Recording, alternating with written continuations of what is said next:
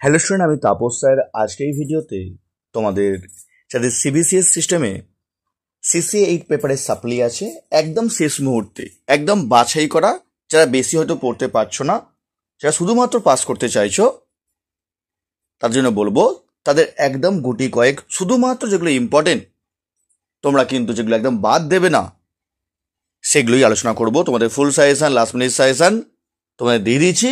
শুধু এখানে যে প্রশ্নগুলো একদম বাদ দেওয়া যাবে না তাদের জন্য আজকে এই ভিডিও।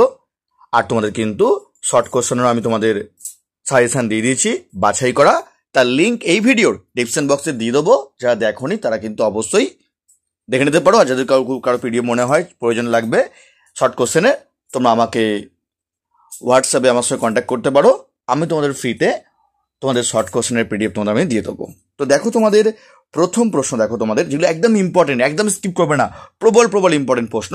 আধুনিক ইউরোপের বিবর্তনের মুদ্রণ যন্ত্র উদ্ভাবনের গুরুত্ব লেখো অথবা মুদ্রণ বিলোপের তাৎপর্য লেখো, যেটি এবছর তোমাদের সব থেকে সেরা প্রশ্ন এবং পরীক্ষায় বিশাল চান্স, একদম বলতে পারো টপ 1 প্রশ্ন, যেটি তোমাদের কিন্তু সব থেকে প্রবল ইম্পর্টেন্ট এবারের পরীক্ষার জন্য। একদম তোমরা কিন্তু সবার আগে এই প্রশ্নটি পড়বে। নেক্সট আসবো আমরা 2 নম্বর প্রশ্ন, সেটি এর পরের গুরুত্বপূর্ণ প্রশ্ন। এটিও কিন্তু বিশাল ইম্পর্টেন্ট। তুমি কি মনে করো যে সপ্তদশ শতকের ইউরোপ ছিল এক সার্বিক সংকটের যুগ, অথবা আসতে পারে সপ্তদশ শতকের সংকট সম্পর্কে আলোচনা করো? এটিও কিন্তু স্টারমার্ক প্রশ্ন এবং টপ 2 প্রশ্ন। তো 1 এবং 2 দুটি প্রশ্নই কিন্তু পরীক্ষা আসতে পারে, সেরকমই কিন্তু ইম্পর্টেন্ট প্রশ্ন তোমাদের জন্য। 1 এবং 2 তোমরা সব থেকে ভালো করে পড়বে, কিন্তু একদম সবার আগে এই দুটি প্রশ্ন সব থেকে আগে পড়বে। ঠিক আছে, আসবো পরের প্রশ্ন। বিজ্ঞান বিপ্লব কতটা বৈপ্লবিক ছিল?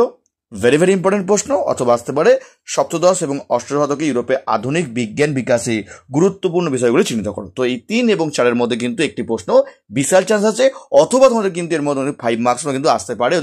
হয়তো তোমাদের হয়তো 3-4-এর মধ্যে দিলই না তোমাদের 10 মার্কসে, তখন তোমাদের কিন্তু 5 মার্কসের চান্স আছে যে কোনো একটি প্রশ্ন।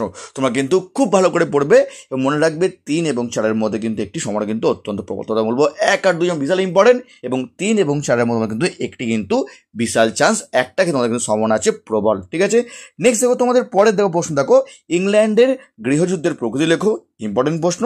লাস্ট প্রশ্ন, অষ্টদশ শতকে ইউরোপের ফ্রান্সে স্বৈরতান্ত্রিক রাজতন্ত্রের উত্থান ব্যাখ্যা করো। তো এই 6টি প্রশ্ন তোমাদের সব থেকে প্রবল, এবং তার মধ্যে টপ 4 যে প্রশ্নটা আছে, সেই টপ 4 প্রশ্ন তোমাদের কিন্তু সব থেকে ইম্পর্টেন্ট, কারণ টপ 4-এর মধ্যে হলেও তোমরা কিন্তু 3টে প্রশ্ন তোমরা কমন পেলেও তোমরা কিন্তু পেয়ে যেতে পারো, কারণ টপ 4 সব থেকে প্রবল ইম্পর্টেন্ট প্রশ্ন, এবং তার সঙ্গে তোমরা কিন্তু এই দুটি করে যাচ্ছ, কারণ কি বললাম, যাতে তোমরা কিন্তু ভালো মার্কস পেতে পারো। ঠিক আছে, তো এগুলো তোমরা কিন্তু ভালো করে দেখে যাবে। ঠিক আছে, এবার মার্কস 5-এর প্রশ্ন।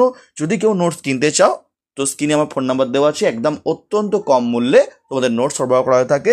যদি কারো নোটস প্রয়োজন হয় তোমরা কিন্তু আমার সঙ্গে কন্ট্যাক্ট করতে পারো, তাদের নোটস প্রয়োজন। আজ তোমরা 5 মার্কসের প্রশ্ন দেখো, একটি বিপ্লবী গোষ্ঠী হিসাবে লেভেলারদের ভূমিকা লেখো, অথবা আসতে পারে ডিগারদের ভূমিকা লেখো। তো এরকমভাবে প্রশ্ন আসতে পারে। 1-এর দাগের প্রশ্ন কিন্তু টপ 1 প্রশ্ন মার্কস 5-এর জন্য, বিশাল ইম্পর্টেন্ট এবারের পরীক্ষার জন্য। নেক্সট দেখো সামরিক বিপ্লব, বিশাল ইম্পর্টেন্ট। না আসতে পারে 1688 সালে গৌরবময় বিপ্লবের তাৎপর্য লেখো। দেখো দুটির মধ্যে কিন্তু একটি পরীক্ষায় বিশাল চান্স, 5 মার্কস জন্য।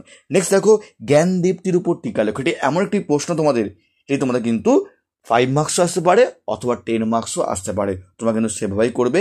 ভেরি ইম্পর্টেন্ট প্রশ্ন। নেক্সট মার্কেন্টাইলবাদী অর্থনীতি কালে, দেখো জ্ঞানদীপ্ত অথবা মার্কেন্টাইলবাদী অর্থনীতি দুটির মধ্যে কিন্তু পরীক্ষা একটি 5 মার্কসের বিশাল চান্স, ভেরি ইম্পর্টেন্ট প্রশ্ন। নেক্সট ইংল্যান্ডে কেন সর্বপ্রথম শিল্পবিপ্লব হয়, অথবা আসতে পারে ইংল্যান্ডের শিল্পবিপ্লব প্রেক্ষাপট লেখো, 10 মার্কস আসতে পারে, ভালো করে প্রশ্নটি। আর লাস্ট এনক্লোজার পদ্ধতি। তো এই 1, 2, 3, 4 অবধি তোমাদের যা প্রশ্ন দেওয়া হলো, এগুলো সব থেকে সেরা প্রশ্ন, যেগুলো তোমরা কিন্তু একদমই বাদ দেবে না। এগুলো তোমরা কিন্তু সব থেকে ভালো করে পড়ে যাবে। আর যদি সম্ভব হয় আদি শিল্পায়ন তোমরা কিন্তু দেখে যাও। আর তোমাদের শর্ট কোশ্চেনের লিঙ্ক তোমাদের কিন্তু ডিসক্রিপশন বক্সে দিয়ে দেবো, তোমরা পারলে দেখে নিও। যদি কারো শর্ট কোশ্চেনের পিডিএফ প্রয়োজন হয়, স্ক্রিনে আমার ফোন নাম্বার দেওয়া আছে, তোমরা চাইলে আমার যোগাযোগ করতে পারো। আমি তোমাদের শর্ট কোশ্চেনের পিডিএফ তোমাদের কিন্তু এমনি তোমাদের দিয়ে দেবো, ওদিকে আমার সঙ্গে হোয়াটসঅ্যাপে কন্ট্যাক্ট করো। তো তো এই ছিল তোমাদের সিসি 8-এর একদম বাছাই করা সব থেকে সেরা সেরা প্রশ্ন, যেগুলোর মধ্যে কিন্তু পরীক্ষায় আসার সম্ভাবনা সব থেকে প্রবল, যেগুলো তোমরা একদম বাদ দিয়ে যাবে না। তো সেগুলো আলোচনা করলাম। আর যারা এখনও চ্যানেলটিকে সাবস্ক্রাইব করনি, অবশ্যই চ্যানেলটিকে সাবস্ক্রাইব করে রেখো এরকম ভিডিও সবাইকে পাওয়ার জন্য। তার মতো এইটুকুই।